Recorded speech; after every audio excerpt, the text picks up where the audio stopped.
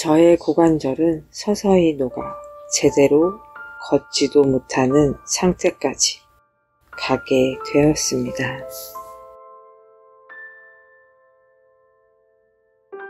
안녕하세요. 저는 AA에서 1년째 단조 중인 알코올 중독자 최입니다.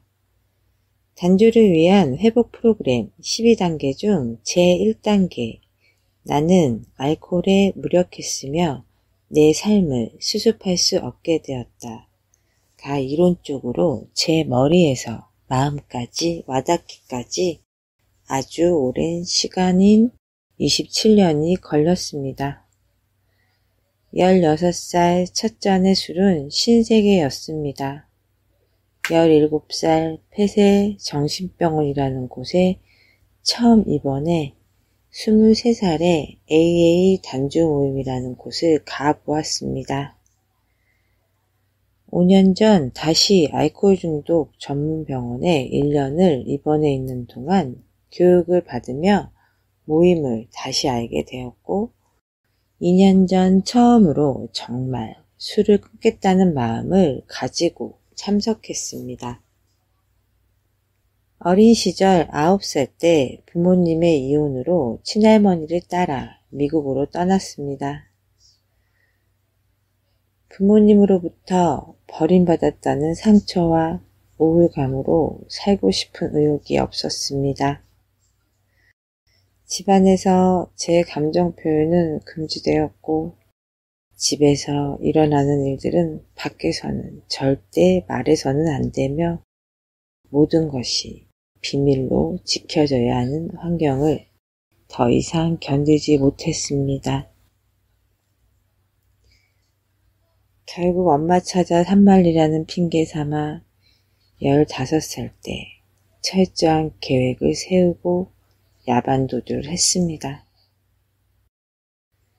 열심히 모은 용돈으로 한밤중 아무도 모르게 택시를 불러 공항으로 가 비행기를 타고 한국에 엄마를 찾아갔습니다. 지금 생각해보면 술을 마시기 전부터 타고난 알코올 중독자였던 것 같습니다. 어릴 적 방에서 혼자 책을 보고 음악을 들으며 혼자만의 시간을 좋아하는 조용하고 착한 아이였습니다. 힘든 상황들을 모면하려고 거짓말을 하는 쉬운 길을 선택하곤 했습니다. 학교에서도 왕따를 당한 게 아닌 제가 저 자신을 세상에 등지고 살았습니다. 고등학교 때 첫 잔을 잡고 술을 즐기게 되었습니다. 술은 조용하고 내성적이고 표현할 수 없는 감정들을 마법처럼 밝고 활발한 기분으로 변화시켜 주었습니다. 마치 술은 제 마음에 평온함을 안겨주는 부모님의 따스한 품 같았습니다. 불안감과 두려움을 없애주었고 모든 문제로부터 자유롭게 해주었습니다. 그렇게 빠른 속도로 술에 중독되어 가면서 건강에도 문제가 생기기 시작했습니다. 급성 췌장염으로 여러 번 입원하면서 심한 통증 속에 보름 동안 금식을 하고 태어나면 바로 술병을 들었습니다. 몸에 통증이 찾아오면 식은땀을 흘리고 배를 쥐어잡고 아파하면서 술을 마시면 아무렇지 않은 듯 멀쩡해졌고 술을 마시고 아침에 곤욕을 겪고 오늘부터 마시지 말자 다짐하지만 해가 저물어 갈 때쯤이면 또다시 술을 찾게 되었습니다. 마시던 술을 멈추면 우울감이 찾아와 견디지 못했습니다. 정상으로 되기 위해 술을 마신 것 같습니다. 마시지 않으면 마치 죽을 것 같아서 그런 문제들이 점점 더 심각해져. 어머니께서는 지인을 통해 이천에 있는 폐쇄정신병원에 저를 입원시키셨습니다.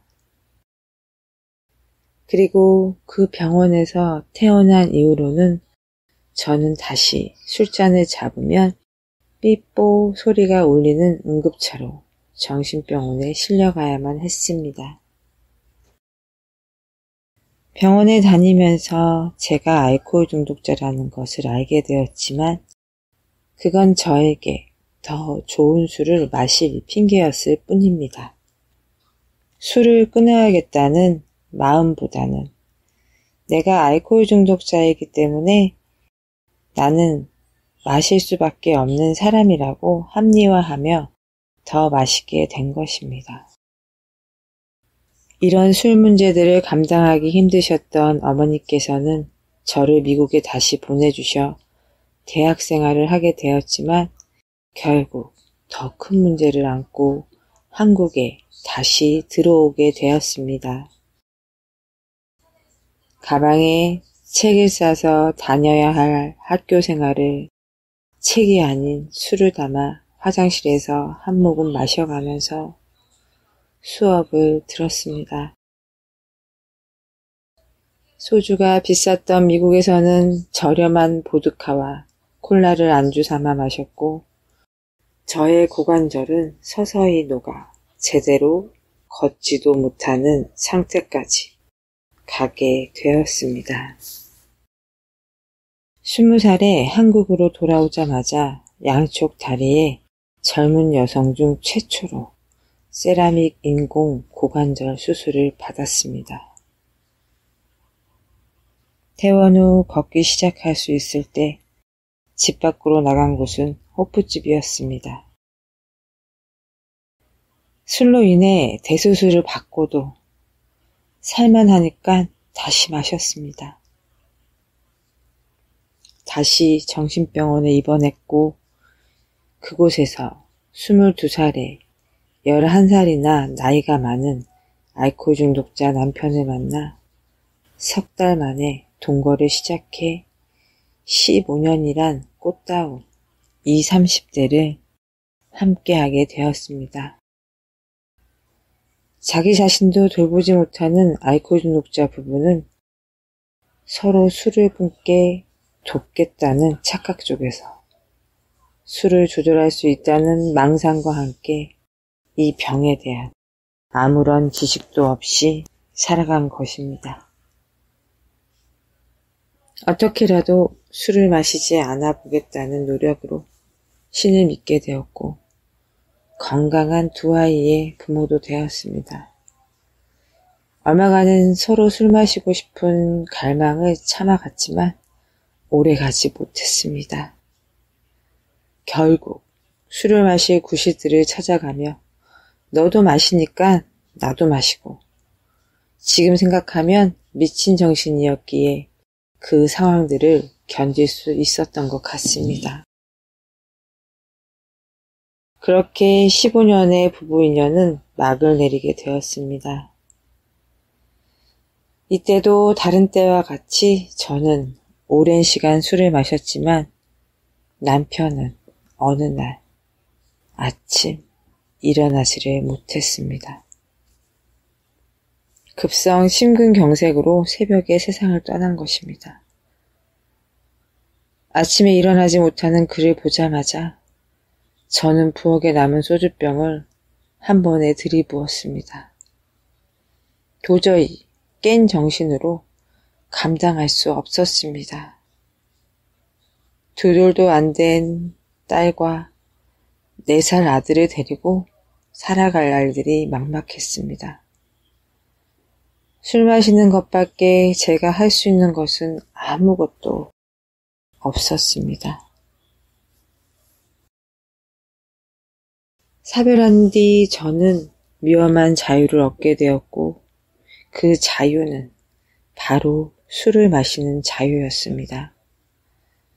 누구 눈치 볼 것 없이 마시고 싶은 대로 마셨습니다. 앞으로 어린 두 아이를 데리고 어떻게 살아갈지 머리를 쥐어짜도 모자랄 상황에서도 저는 술만 마셨습니다. 결국 어머니께서 아이들을 맡아주시고 저는 15년 만에 다시 알코올 전문 병원에 입원해 1년이라는 시간을 보냈습니다.